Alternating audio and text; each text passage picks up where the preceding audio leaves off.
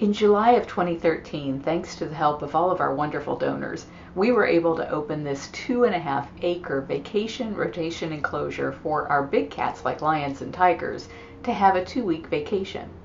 It was such a success that we wanted to provide the same wonderful experience for our smaller cats.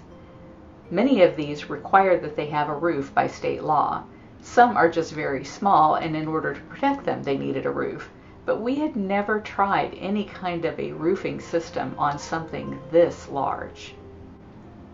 This cage cost us $100,000, but it took us 2 years to build it because we were really learning as we went. My father, Vernon Stairs, has built all of the cages out here at Big Cat Rescue, and he has perfected a very unique design so that the cage walls are curved, and it's that curve that gives the cage its strength. This also gives a much more natural feeling existence to the cats, and when they do walk around their enclosures, at least they aren't pacing back and forth in a straight line and looking neurotic. Don't get me wrong, I don't believe any cat should be bred for life in a cage, and it is neuroses that you see in a caged animal who is meant to roam hundreds of square miles. This new small cat Funcation, as we call it, is meant to help alleviate some of that boredom and give them new places that they can check out and mark as their own. Until now, we had no way to really give you an idea of how big this enclosure is, and even now you still can't quite tell, because on the right hand side you'll see the brown painted wire there. That's part of the old caging that we attached to. That's another 1,800 square feet or more back in the back. The big silver area that you see is about 22,000 square feet, and by flying over it this way you can get a feel for how big about half an acre is for these cats. Each one of the rectangles that you see down there is 5 feet by 15 feet. So if you were to take 16 of those rectangles, that is about the size of our cats' normal cages. Our bobcats, servals, caracals each have at least 1,200 square feet as their own home cat-a-tat, but they get a 1-week vacation in this 22,000 square foot enclosure, and they have the whole space to themselves, or if they have a cage mate, that cage mate can come with them. My brother has been helping my father a lot in the building of this cage. His name's Chuck, and he's the one who's flying the drone right there. I asked him to give a flyover of the small cat Funcation and to see if maybe he could fly through it, which was asking a lot since this is only like his second or third time to fly the drone, but I think he did a pretty great job.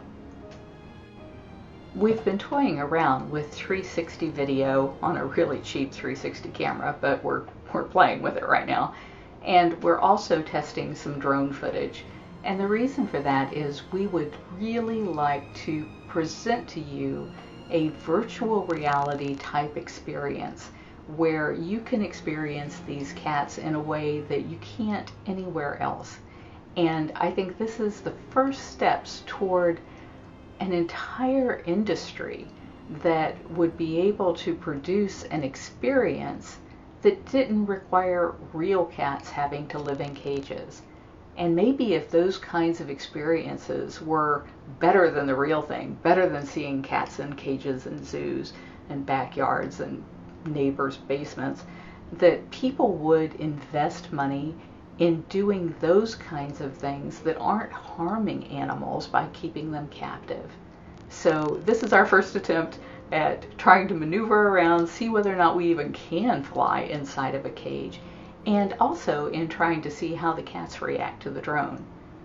So far, we've been really surprised that the only reaction we've seen so far is that it puts off a lot of wind when it's close to the ground, and the cats want to lay under it because it's hot out there and that breeze feels great. There's no cat in this cage right now, or we wouldn't be inside the cage and have the doors all standing open. But we were flying it around and watching the cats from a distance to see how they were doing with the drone.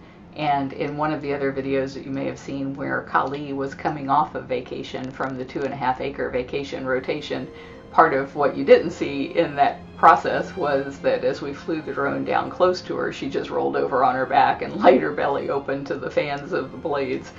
She seemed to like the drone a lot.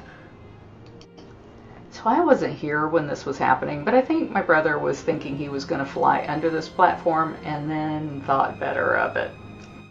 So stay tuned.